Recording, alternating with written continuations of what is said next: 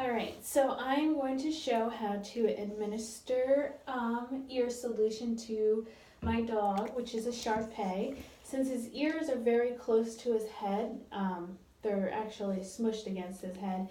It's usually hard for any of the debris to like flop out or come out of his ear, so he's usually prone to yeast infections in his ear. So we got a flush for him. It's a medical flush that is supposed to be given in both ears every other day for 2 weeks.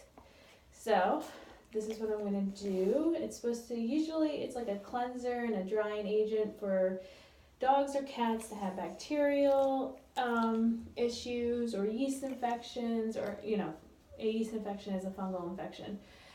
I am going to start off with we have his OD and his OS. OS is the left side, OD is the right side. I usually remember that by saying the D is in dominant and his right ear is his dominant ear. I have my cotton swabs ready. I have some Q-tips here, and I have a tissue just in case I need it. So I'm going to start with his OD side. Usually if this is a dog in a clinic, we would have someone else holding as well, or at least a lanyard around their neck to keep them stabilized. If they were too frantic, we'd put a muzzle on or an e-collar, try to calm them down. But because my dog is used to getting his ears clean, and we do this all the time, I'm going to flap his ear open, and he usually hates this, so he will go down to the ground and not want to get it in his ear. So I put a little bit in there, and I'm taking his ear and I'm rubbing it so it gets in there. You can hear it's kind of like a squishy sound right now. So I try to rub it in because I want to get it in there. I want it to break up all of the debris or yeast or anything that's in his ear. And he's going to want to shake, so I'm hoping that he doesn't shake yet. I hope he waits until I get his other ear, which is his OS ear. So I go in, I try to get it in as much as I can, just a little bit. I don't want to overdo it, just enough that it's in there. Oh.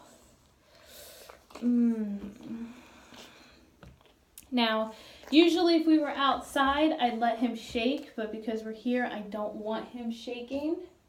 So I'm going to take a couple Q-tips, and I'm just going to try to clean out a little bit. Now, you can never like hit too far. You can never dig too far because honestly, there's no way of getting around the canal. See? You can see how dirty his ears are all the time. Yeasty type material. Now usually if a dog comes in with an ear problem, we will swab their ear. And then we will look under a microscope to find out what's in the ear.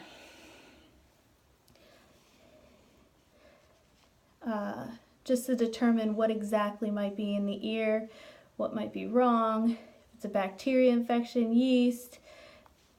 See, you can see really, not really dirty, but you can tell that his ears needed a good cleaning. Now I like to look in so I can see. No, not yet. Just to see if there's any more in there. I like to rub around his whole ear canal because I want to get as much debris out of his ear as I can. So I'll do this 2 to 3 times till it's clean. The same thing at the clinic. We'll flush their ears out a couple times and get inside there as much as we can so that we can clean out the ear. Just going around like that.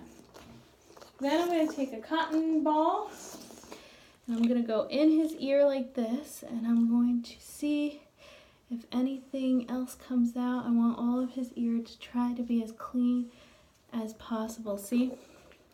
Getting that extra debris. Good boy.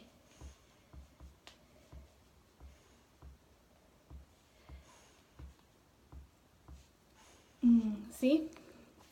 And I'll do that a couple times until I feel like it's clean enough. Plus, I'm trying to soak up all of the rest of the stuff that I sprayed or poured into his ear, the flush.